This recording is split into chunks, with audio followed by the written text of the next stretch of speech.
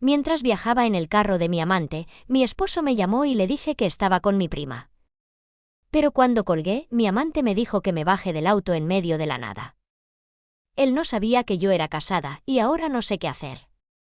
El sonido del motor del auto de Leo al alejarse fue lo que me devolvió a la realidad. Un segundo antes, estábamos riendo, la música estaba alta y el sol de la tarde entraba por la ventanilla, haciéndome sentir libre por primera vez en años. Al segundo siguiente, estaba de pie en el arcén de una carretera secundaria, rodeada de campos secos y un silencio ensordecedor, mientras las luces traseras de su deportivo se convertían en 2 puntos rojos y luego desaparecían. El polvo que levantó el auto al arrancar todavía flotaba en el aire, pegándose a mi piel sudorosa. Miré mi teléfono, no había señal. La sensación de pánico fue como una ola de agua helada, aguda y paralizante. Todo se había desmoronado en menos de 5 minutos, el tiempo que duró la llamada de mi esposo Daniel. Cuando su nombre apareció en la pantalla del auto, sentí el habitual pinchazo de culpa mezclado con irritación. Leo bajó la música de inmediato, con una discreción que en ese momento me pareció dulce. Respondí con la voz más alegre y despreocupada que pude fingir. Daniel me preguntó qué estaba haciendo, su tono era plano, como siempre. Y las palabras salieron de mi boca de forma automática, una mentira bien ensayada. Le dije que estaba con mi prima Sara, que habíamos decidido ir de compras a un centro comercial en las afueras. Una historia plausible, aburrida, perfecta. Le dije a Daniel que lo quería y colgué, sintiendo una oleada de alivio. Me giré hacia Leo, lista para subir la música de nuevo y volver a nuestra burbuja de fantasía. Pero su expresión me detuvo en seco. Su cara, que momentos antes estaba llena de sonrisas, era ahora una máscara de piedra. Me preguntó quién era Daniel y yo, estúpidamente, intenté seguir con la farsa. Le dije que era mi hermano, que se preocupaba demasiado, pero él no me creyó. Sus ojos se entrecerraron y me dijo, «Tu teléfono está conectado al Bluetooth, Laura». Escuché cómo te llamó. No dijo mi amor, ni cariño. Dijo, «Hola, soy tu esposo». El silencio que siguió fue el más pesado que he experimentado en mi vida. Vi cómo la comprensión, seguida de la furia y el asco, se apoderaban de su rostro. No gritó, su voz era peligrosamente tranquila cuando detuvo el coche. Me dijo, «Bájate». Al principio pensé que era una broma. Le pedí que no fuera dramático, que podía explicarlo. Pero él insistió, con una frialdad que me aterrorizó. Me dijo que no era parte de esto, que no iba a ser el otro hombre en la vida de una mentirosa. Y ahora estoy aquí, en medio de la nada, con el sol empezando a ponerse y con una única pregunta en mi cabeza. ¿Cómo demonios voy a salir de esta? Para entender cómo llegué a este punto, necesitan entender a Daniel. Mi esposo es un buen hombre, es estable, es predecible, es la definición de seguridad. Nuestra vida juntos está planificada en hojas de cálculo. Tenemos un presupuesto para todo, un plan de ahorro para la jubilación y un calendario en la cocina donde anotamos nuestras citas y tareas.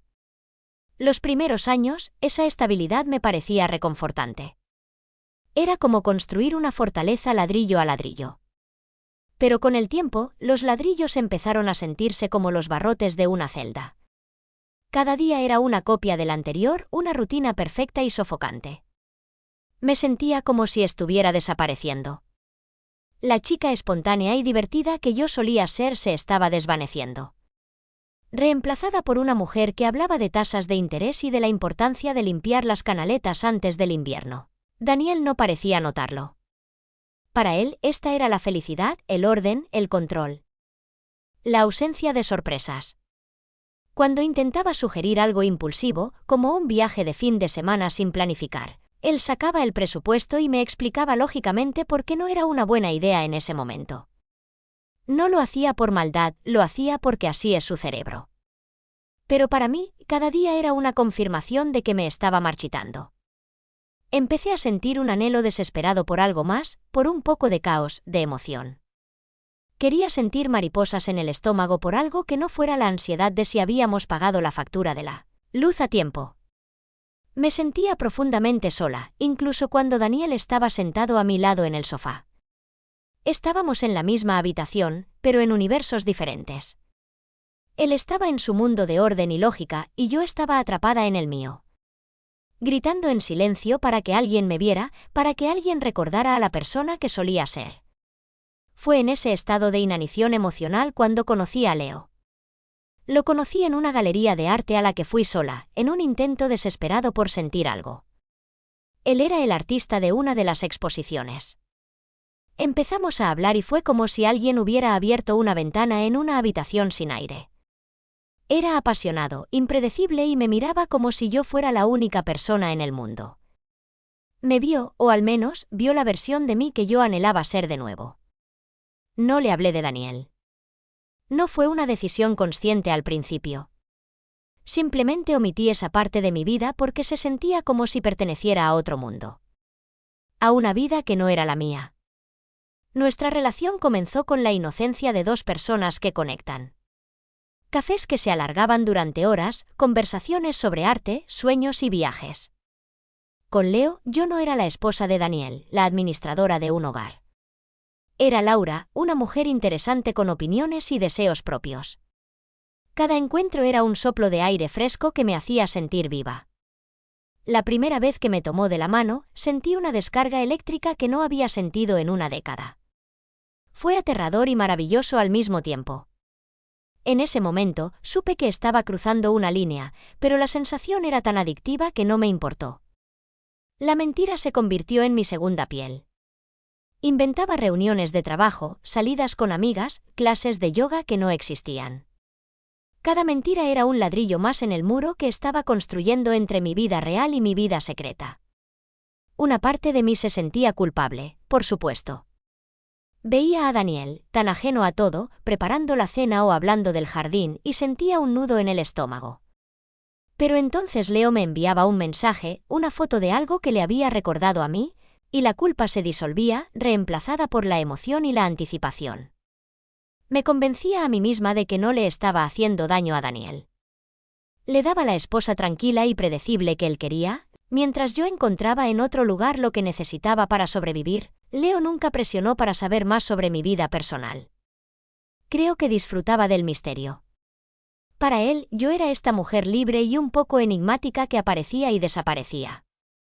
Le encantaba mi espontaneidad, sin saber que esa espontaneidad estaba cuidadosamente planificada en torno al horario de mi esposo. Me decía que le gustaba que no tuviera ataduras, que fuera dueña de mi propio tiempo. Cada cumplido era como una daga de ironía, pero yo sonreía y lo aceptaba.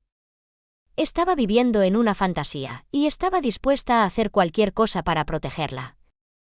El día que me abandonó en la carretera, todo había sido idea suya. Me llamó por la mañana y me dijo: deja todo lo que estés haciendo, te recojo en 20 minutos. Nos vamos de aventura. Era exactamente lo que mi alma anhelaba. Inventé una excusa rápida para Daniel, algo sobre mi prima Sara sintiéndose mal y necesitándome. La facilidad con la que la mentira salió de mis labios debería haberme asustado, pero en ese momento, solo sentí la emoción de la escapada. Estaba tan inmersa en mi doble vida que empecé a creer que podía controlarla. Que podía mantener mis dos mundos perfectamente separados para siempre. El viaje en el coche de Leo era la materialización de todo lo que sentía que me faltaba. Conducíamos sin rumbo fijo, con las ventanillas bajadas y la música a todo volumen. Cantábamos a gritos canciones antiguas y nos reíamos de tonterías. Me sentía joven, imprudente y, sobre todo, feliz. Leo me miraba con una adoración que me calentaba por dentro. Me dijo que momentos como este eran por los que valía la pena vivir. Y yo estaba de acuerdo. Por unas horas, me olvidé de las hojas de cálculo, de las facturas y del peso de la rutina. Era solo Laura, en la carretera con un hombre que la hacía sentir como si pudiera volar. Fue en medio de esa euforia cuando el nombre de Daniel apareció en la pantalla del coche. La burbuja estalló al instante. El mundo real, el mundo del que había estado huyendo, se abrió paso a la fuerza. Respondí la llamada y mi voz, que segundos antes estaba gritando la letra de una canción, se transformó en la de una esposa tranquila y responsable. Le mentí a Daniel con una calma que ahora me parece monstruosa. Le di detalles sobre nuestro supuesto día de compras con Sara. Le pregunté qué quería para cenar.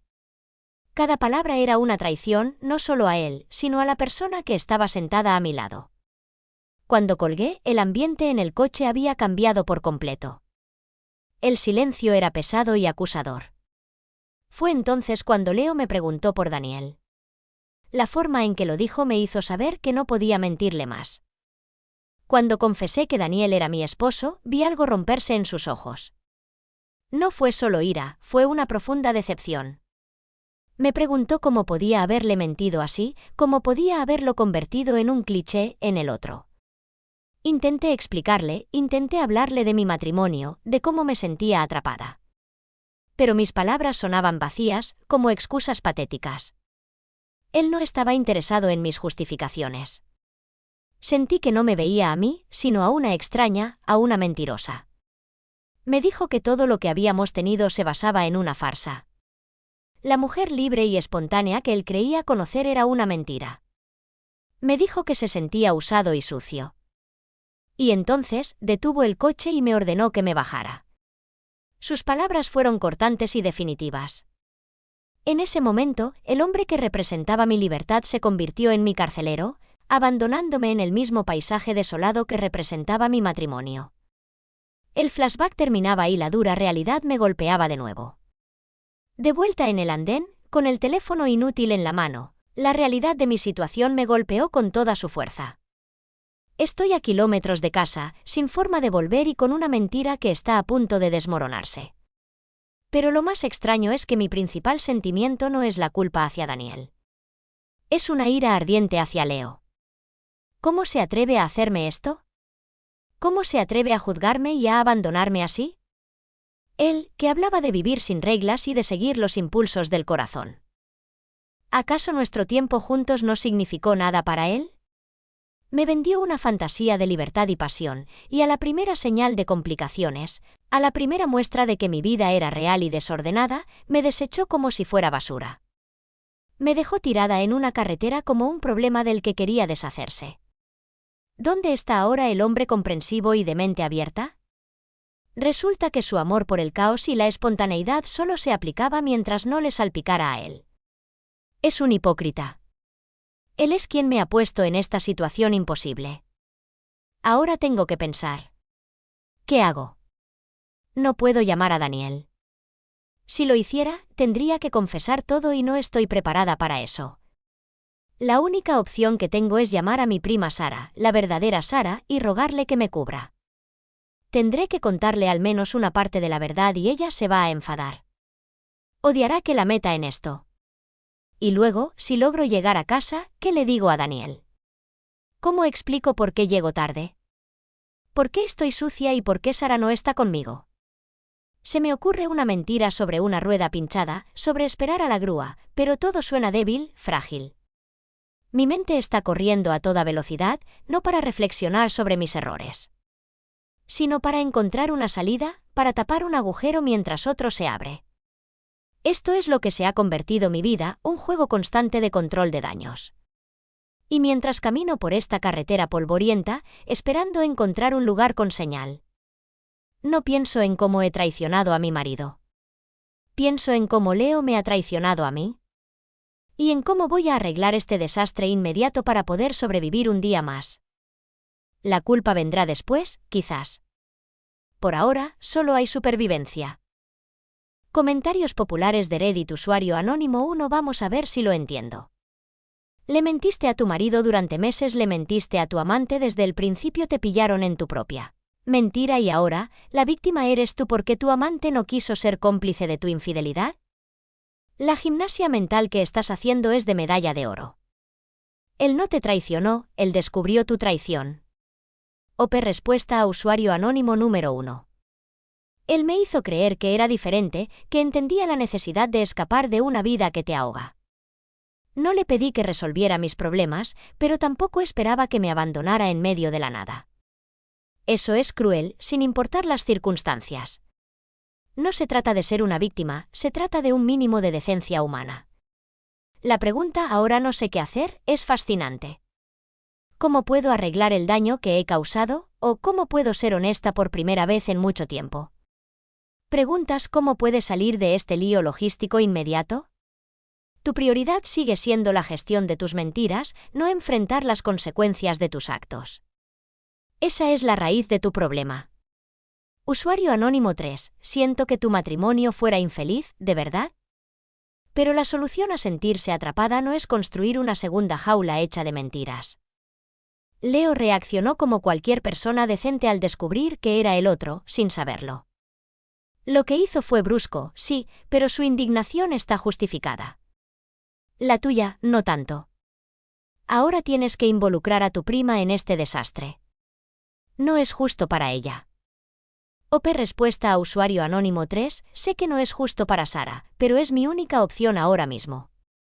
Y tienes razón, quizás mi solución no fue la mejor, pero cuando te sientes tan desesperada, no siempre tomas las decisiones más lógicas. Solo intentaba respirar y Leo me quitó el aire. Actualización 1. Hola a todos. Ha sido la peor semana de mi vida. Gracias por los comentarios, supongo.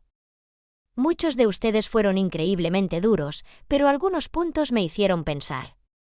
Al final, después de caminar casi una hora, encontré un pequeño bar de carretera y pude usar su teléfono. Llamé a mi prima Sara. Como era de esperar, estaba furiosa. Le conté una versión editada de la verdad, que estaba viendo a alguien y que me había dejado tirada. No le dije que era casada, aunque creo que lo sospechaba. Gritó, me sermoneó, pero al final aceptó venir a buscarme. Es una buena persona y yo abusé de eso. El viaje de 2 horas de vuelta a casa con ella fue un silencio sepulcral.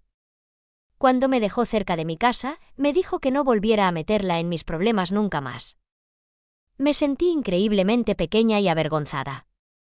Entré en casa temblando, con una historia ensayada sobre un problema con el coche y un teléfono sin batería.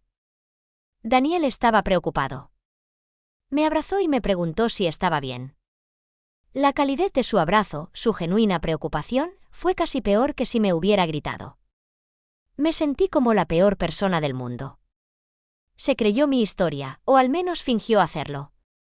Los días siguientes fueron una tortura. Vivía con el miedo constante de que todo se descubriera. Cada vez que sonaba el teléfono, mi corazón se detenía.